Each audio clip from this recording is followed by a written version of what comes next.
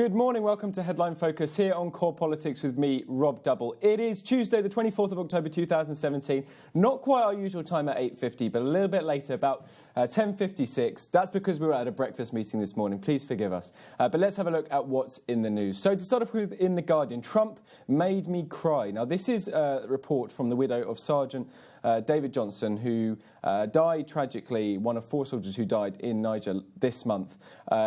On a condolence call, President Trump spoke to his widow, and speaking publicly for the first time, she said that President Trump forgot the name of her husband and also made her cry through the conversation. Now, Trump has denied this, saying it was a very respectful conversation, and denied forgetting his name.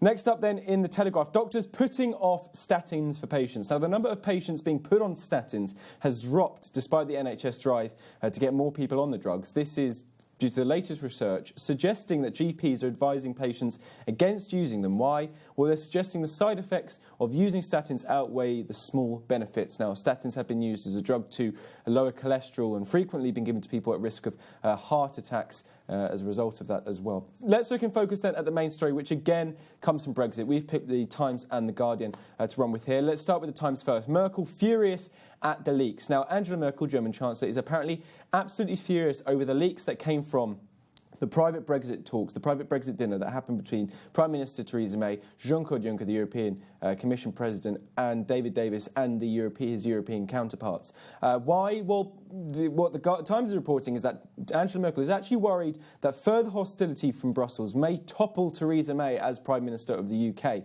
and that she will be replaced with someone who perhaps is going to provide further instability to the talks and further a different direction, or perhaps a harder stance from the UK or a softer stance. The uncertainty there that she's worried about. And so, she's very much keen to crack down on these leaks which seem to come and portraying Theresa May and indeed the UK government in incredibly negative light. Now, what's this all about? Well, the FAZ newspaper, which is a German newspaper, reported that the PM begged for help on Brexit during this meeting, seeming, going to quote here, anxious, despondent and discouraged. So really negative personal reporting there on Theresa May in the German newspaper. Reported that it is the Commission, not necessarily Jean-Claude Juncker, but some of his aides were the ones who leaked the information. Again, it would make sense considering there are only 6 people in the room at the time.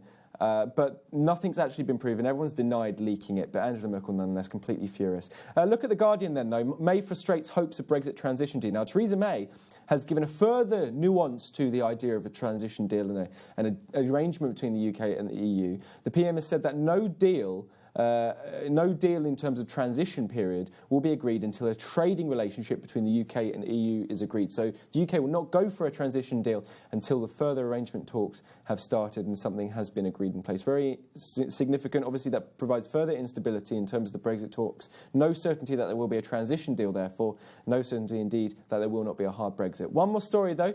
This comes from the Mirror newspaper. 17 peers in the House of Lords claimed more than £400,000 in expenses without speaking or submitting questions. This is a Mirror report. But the size of the Lords is due to be reduced. You may have remembered in a headline focused of weeks gone by where we put forward the reports that the number of the Lords are going to be reduced due to a time cap of serving in the House of Lords for new peers. But that's pretty much it. You're up to date today. Don't forget you can find all the latest on what we're doing here on Core Politics on our Facebook page and Twitter. We've got an interview with the Finance Minister of Gibraltar going up there very shortly. Be sure to check that out. That was from this morning. Really interesting stuff.